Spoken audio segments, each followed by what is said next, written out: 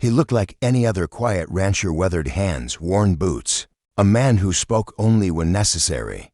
But when Silas Ward spotted his maid limping across the kitchen floor that morning, what he uncovered would shake the sheriff's office to its very core. The ranch house sat nestled in the valley as if it had been carved straight from the earth itself.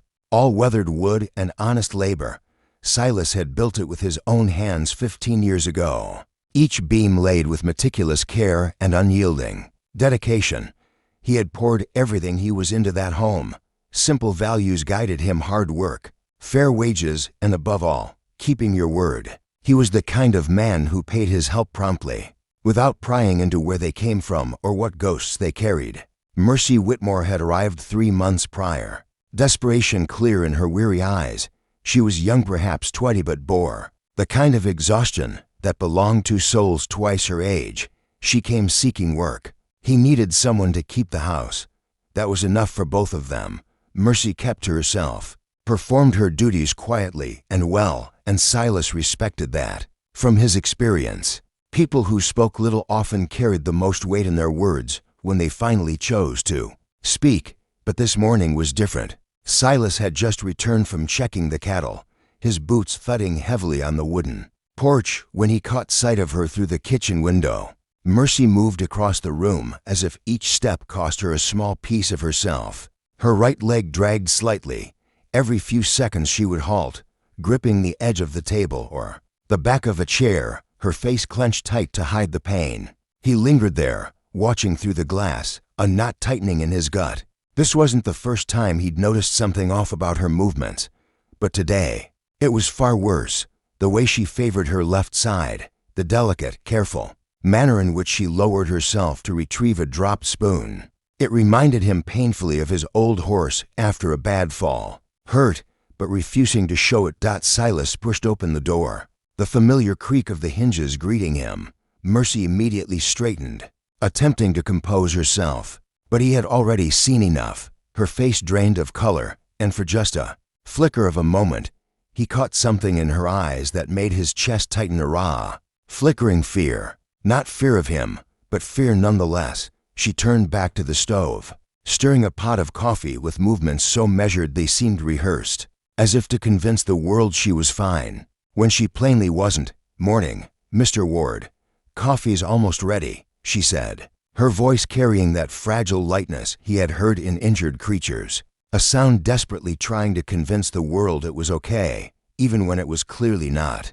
Silas hung his hat on the peg beside the door and studied her silhouette. The way her shoulders were held, the faint tremor in her hand reaching for the cups, each subtle detail told a story she wasn't yet willing to tell. But Silas Ward had spent a lifetime reading signs, the shifting weather patterns, the silent language of animals, the unspoken stories of the land itself, and he knew when something was seriously wrong. Whatever was happening to Mercy Whitmore, it was worsening. The question was whether her injuries were the result of an accident or if someone was deliberately hurting her. And if it was the latter, Silas knew he would have to decide what kind of man he truly was. He accepted the coffee cup from Mercy's trembling hands, their fingers brushing briefly, and he felt her flinch, not the startled recoil of someone caught off guard, but the instinctive reaction of someone braced for pain. He took a slow sip, eyes watching her over the rim of the cup.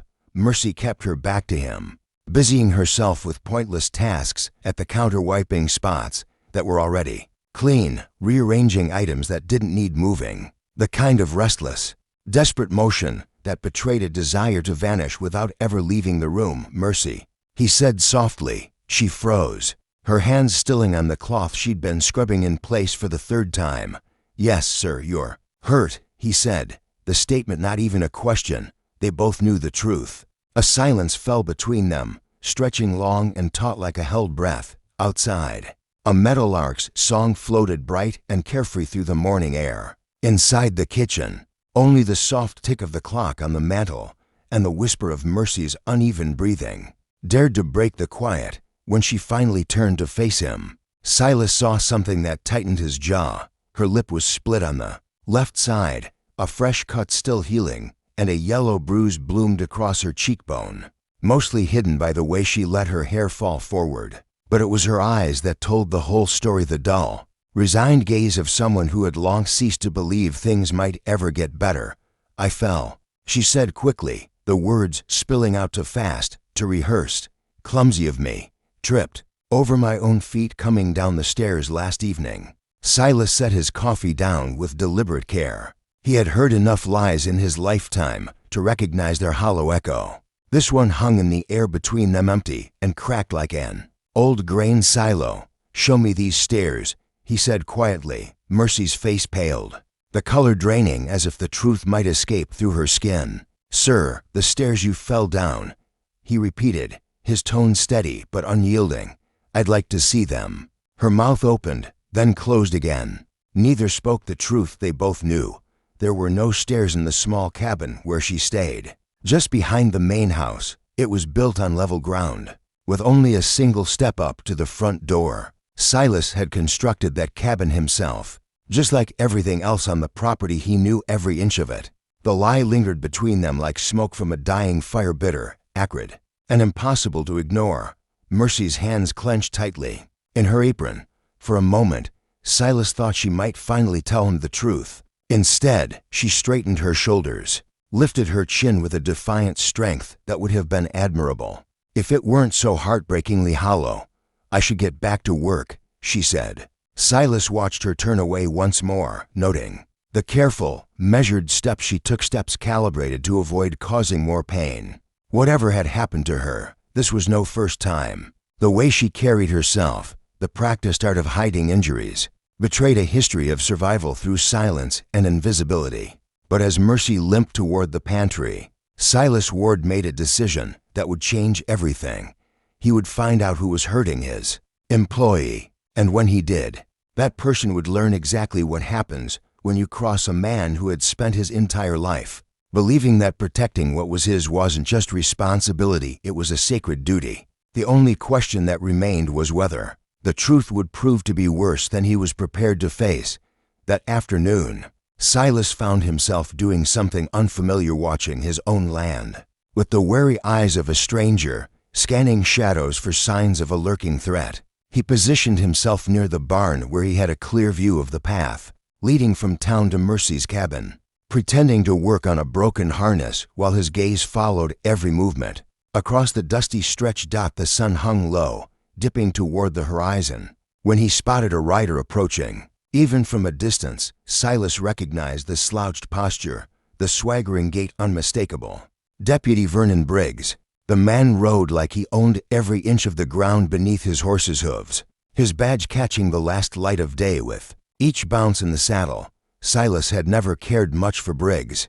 The deputy carried a cruelty as deep and dry as a well long emptied, and a way of looking at people as though they owed him their existence. He was the sort of lawman who savored power more than justice, and everyone in town knew it. But knowing was one thing, doing something about it was another entirely. Briggs dismounted near Mercy's cabin, tying his horse to the post Silas himself had installed for visitors. Yet this visit bore no official air. The deputy glanced around nervously, making sure no one watched before he rapped sharply on Mercy's door with the back of his hand. The sound echoing across the yard from 50 yards away, the door swung open almost immediately, as though Mercy had been expecting him. From his vantage by the barn, Silas could not hear their words, but their body language was clear as a written page. Briggs pushed past without invitation, and Mercy stepped back, her posture shrinking into itself, submissive, afraid. The door closed behind them, and Silas's fists clenched so tightly his knuckles turned white. Every fiber in him screamed to storm over there and settle this the way his father would have, with raw fists and unshakable principles. But something held him back. Perhaps it was the knowledge that a confrontation with a deputy might only make things worse for Mercy. Or maybe it was the realization that he needed to understand fully what he was dealing with before he acted. 20 minutes crawled by, 20 long minutes during which Silas paced the earth beneath his feet, carving a groove in the dirt with his restless steps, his jaw clenched so tight it ached, the weight of what he might discover pressing down like the slow dusk settling over the valley. When the cabin door finally swung open again, Briggs emerged first. adjusting his gun belt with the smug confidence of a man who believed he'd gotten exactly what he came for. Mercy appeared behind him in the doorway, and even from a distance, Silas could see the subtle shift in how she held herself more cautiously now. Every movement steeped in pain.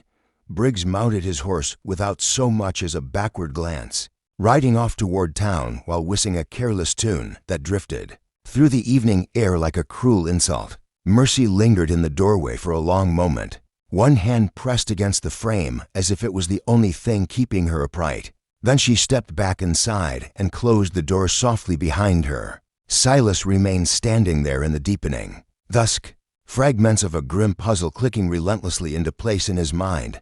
A deputy with far too much power and no conscience to speak of, a young woman utterly alone, with no one to shield her. Now he finally understood why Mercy had been limping, how deep and raw her wounds truly were. The pressing question was what he was going to do about it. Morning arrived heavy and gray, thick clouds hanging low over the valley like a woolen blanket muffling the world. Silas had spent the night staring at the ceiling of his bedroom, his mind twisting through endless possibilities and strategies. By the time dawn bled into the sky, his decision had solidified. He found Mercy in the kitchen again, moving even more gingerly than the day before. She avoided meeting his eyes as she set his breakfast down, and Silas noticed with a sinking heart that she had pulled her hair forward to mask fresh bruises blooming along her neck. The sight lodged itself cold and hard inside his chest. "Mercy," he said, his voice gentle but firm.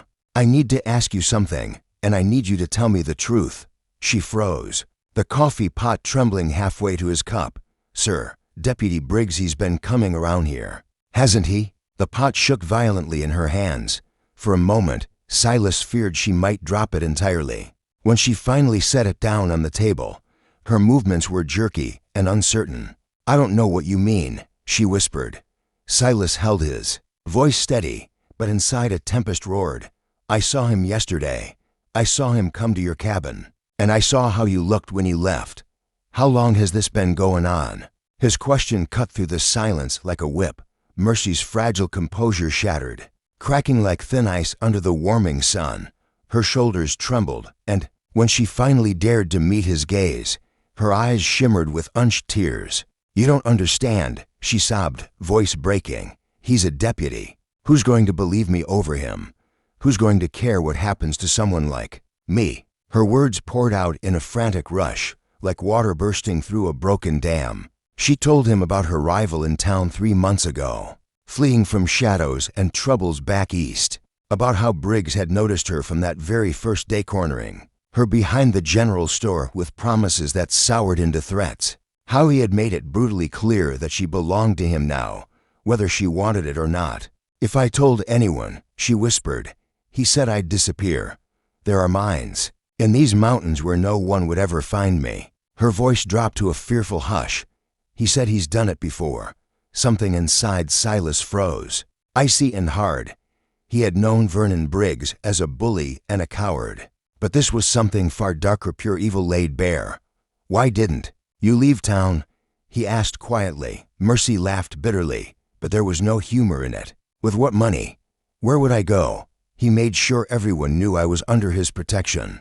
Nobody would hire me. Nobody would help me. You were the only one who'd even give me work." Silas rose slowly, pressing his hands flat on the table. When he spoke, his voice carried a weight that seemed to fill the entire kitchen. "He's not going to hurt you anymore, Mr. Ward. You can't," Mercy pleaded, panic creeping into her voice. "He'll kill you, or he'll get the sheriff to lock you up for something you didn't do. These men protect each other." But Silas was already moving toward the door, clarity sharp as a blade for the first time since this nightmare began. He paused with one hand on the doorframe and glanced back at her. "There's something you should know about me, Mercy. I've never been much for talking, but I'm damn good at making sure the right thing gets done."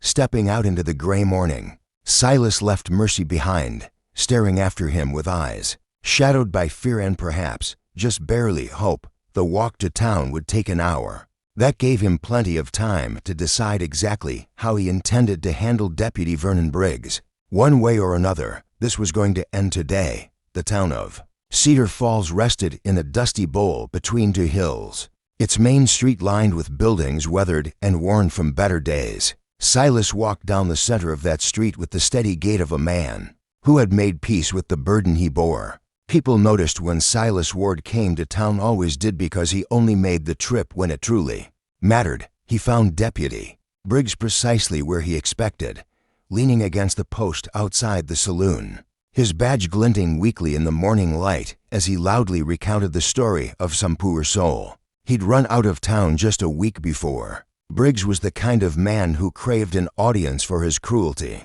Silas stopped about 10 feet away and waited. Briggs took a moment to register his presence, and when he did, something shifted in the deputy's expression. Perhaps it was the way Silas carried himself, or maybe it was something cold and unyielding in his eyes. Briggs straightened, his hand drifting toward his gun. Well, if it isn't the hermit rancher," Briggs called out loud enough for the growing crowd to hear. "What brings you to town, Ward?" His tone was forced, trying to sound casual, even sociable. "I came to talk to you about Mercy Whitmore." Silas's words dropped into the morning air like heavy stones sinking into still water. Briggs's face flickered through surprise, calculation, then twisted into a slow, ugly smile. "Don't know who you're talking about," Briggs said, but his eyes had hardened, gone flat and cold. "I think you do," Silas replied, stepping closer. "I think you know her real well." By now, a crowd had gathered. Drawn by the tension crackling between the two men, Silas could feel their eyes on him, hear the whispered murmurs stirring in the air. Good. He wanted witnesses.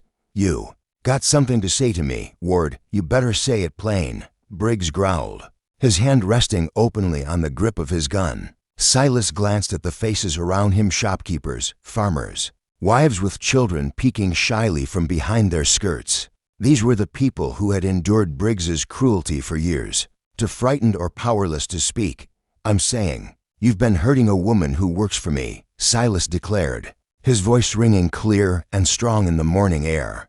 "I'm saying you're a coward who hides behind a badge to prey on those who can't fight back." The crowd fell into a heavy silence. Even the horses seemed to sense the charged atmosphere, stamping nervously at their hitching posts. Briggs's face flushed red, then purple with anger. "That's a serious accusation, Ward. You got any proof of these lies you're spreading?" Silas reached into his vest pocket and pulled out a folded piece of paper. "I do, actually."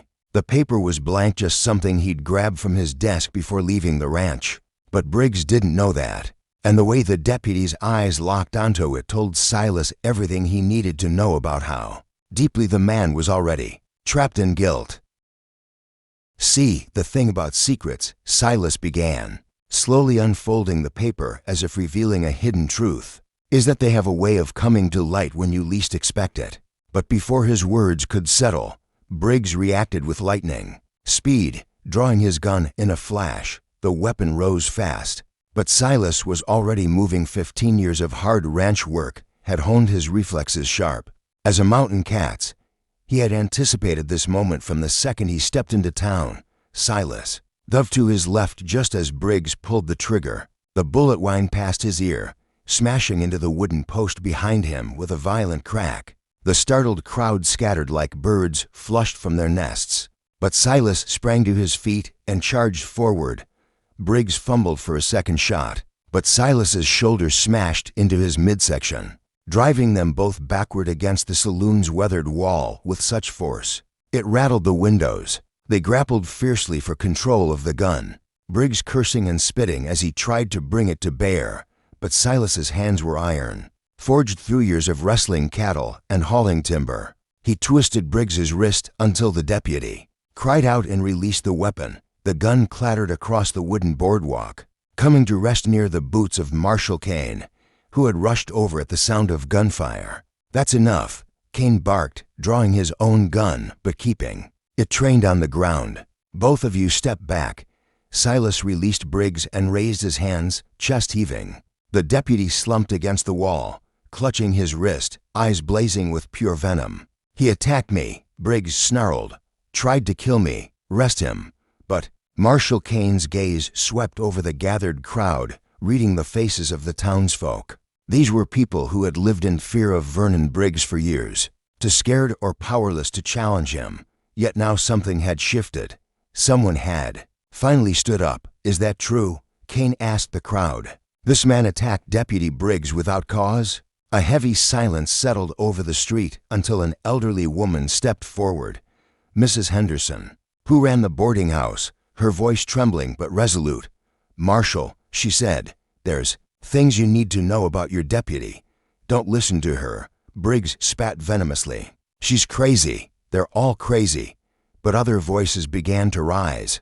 The blacksmith spoke of how Briggs had threatened his daughter when she rejected his advances. A merchant recounted money disappearing from his till after Briggs searched his shop. Story after story unfolded, painting a damning portrait of a man who wielded his badge like a weapon against those he was sworn to protect. Marshal Kane's face darkened with every revelation. When the crowd finally quieted, he fixed Briggs with a look of stern disgust. "Vernon," he said quietly, "I think you better start telling me about this Mercy Whitmore." "I don't know any Mercy Whitmore," Briggs lied. "Don't," Kane's voice cut through him like a blade. "Don't lie to me. Not anymore." Silas stepped forward, hands still raised and open. "Marshal, there's a young woman working at my ranch who's been terrorized by your deputy for months. She carries bruises that tell a story no decent man should ever hear." Kane studied Silas for a long moment. Everyone in the territory knew Ward's reputation. A man who kept his word and minded his own business. If he spoke up, it meant something grave. "These are serious charges," Kane finally said. "They're lies," Briggs shouted, desperation breaking through his bravado. "You can't believe these people over a sworn officer." That's when Silas revealed the real proof. He had been saving the torn piece of fabric found near Mercy's cabin, matching the very shirt Briggs was wearing that morning. He held it aloft for all to see. Marshal Kane examined the fabric, then Briggs's shirt, then back at Silas, his voice heavy with the long overdue weight of justice. "Vernon Briggs, you're under arrest." The clang of the jail cell door closing echoed through the entire town like a final judgment. Kane turned the key slowly, then hung it carefully on the hook behind his desk, where everyone could see it. Briggs sat on the narrow bunk, head in hands, finally grasping that his reign of terror was over. "I'll need you to bring Miss Whitmore to town tomorrow," Kane said to Silas as they stood outside the jail. "She'll have to give her statement officially." Silas nodded. "She'll be here. And Ward?" Kane's weathered face was serious. "Thank you. I should have seen what was happening. Should have stopped it sooner. We all should have," Silas replied. "But it stops now." The ride back to the ranch gave Silas time to contemplate what lay ahead. Mercy would need time to heal, time to rebuild trust and feel safe again. But for the first time in months, she could finally sleep without fear. He found her sitting quietly on the porch of her cabin, gazing at the mountains as if seeing them anew. Hearing his horses approach, she rose slowly, her face etched with question she dared not voice. "It's done," Silas said simply, dismounting. "Briggs is in jail. He won't be bothering you or anyone else anymore." Mercy's knees buckled as she sank heavily onto the porch steps. For a moment, Silas thought she might faint. Then the tears came, not the silent, desperate kind he had witnessed before, but the cleansing tears that wash away months of pain and fear. "I can't believe it," she whispered. I thought he'd always." "You thought wrong," Silas said softly. "Sometimes it just takes one person willing to stand up and say enough." They sat together in peaceful silence as the sun dipped behind the mountains, painting the sky in shades of gold and crimson. The ranch felt transformed, calm, and safe in a way it hadn't since Mercy's arrival. The shadow that had haunted them was finally lifted. "What happens now?" Mercy asked quietly. Silas considered the question. "Now you heal. Now you remember what it feels like to be safe. And if you want to stay, there's always honest work here for someone willing to do it right. And if folks ask what happened, let them ask," he said firmly. "Truth spreads faster than lies once it gets started." As stars began to prick the darkening sky, Mercy Whitmore smiled for the first time in months, small and fragile. Yes, but real. For Silas Ward, a man not given to grand gestures or flowery words. That smile was worth every risk he had taken. Sometimes the most important battles are not fought with guns or armies, but with the quiet courage to stand when it matters most. And when a reserved rancher finally chooses to speak out, his voice can shake the very foundations of justice itself. The truth had set them both free.